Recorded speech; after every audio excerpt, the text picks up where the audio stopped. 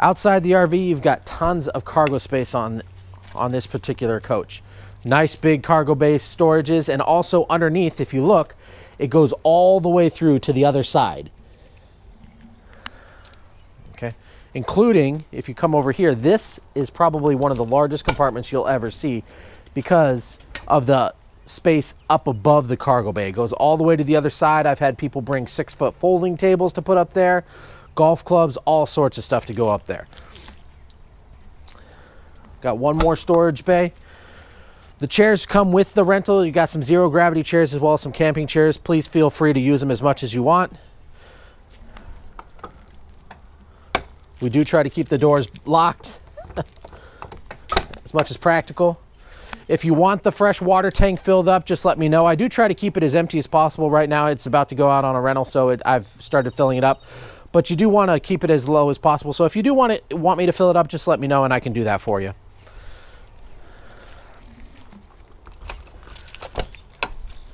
Another little storage compartment. This one's a little bit dirty because we normally keep firewood, things like that in there. So that way you don't have to, if you want to store some firewood, that's where it normally goes.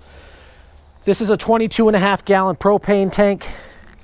And this is the only cargo door that's not lockable. And the reason for that is a lot of campgrounds offer services where they can come by and lock that for, or fill that up for you while you're camping and while you're doing vacation stuff. That way you don't have to worry about breaking the coach down and going and getting it yourself.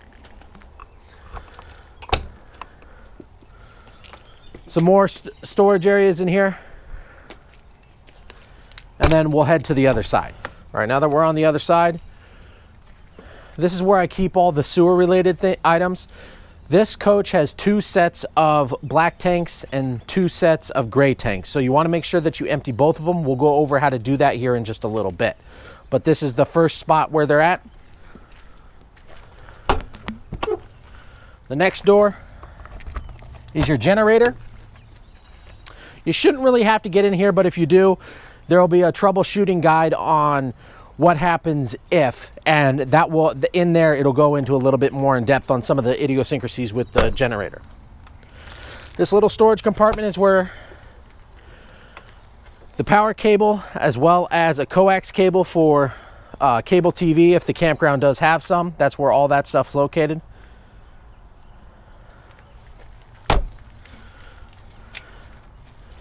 This is your main water area. This is how we select the different if we're working off the water pump or if we're going to city fixtures. This is also, if you look underneath the white panel there, this is where your second set of black tanks and gray tanks are. So this is the one that people tend to forget about because it's kind of hidden. So when you do go, when you are bringing it back to me, make sure you dump this one as well. This is the other side of that storage area. This is where we keep a picnic table cover, a drying rack, and the water hose as well. But this is the other side of that bay where it fits 6-foot folding tables in real nice and easy. A couple more bays. A nice outdoor rug for you to put outside the front door. Keeps the dirt from being tracked inside, helps with keeping it nice and clean. This is where your inverter is, more storage. Again, it is connected to the other side.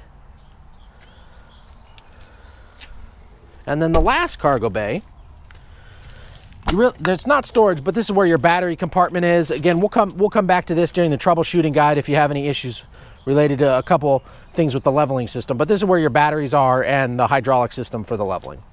So that's all the outside cargo bay doors. We're gonna go more in depth. We're gonna go more in depth on how to dump the sewage tanks, how to hook up the fresh water in another video, but that's everything on the outside and where all the different cargo bay doors and where we keep stuff. So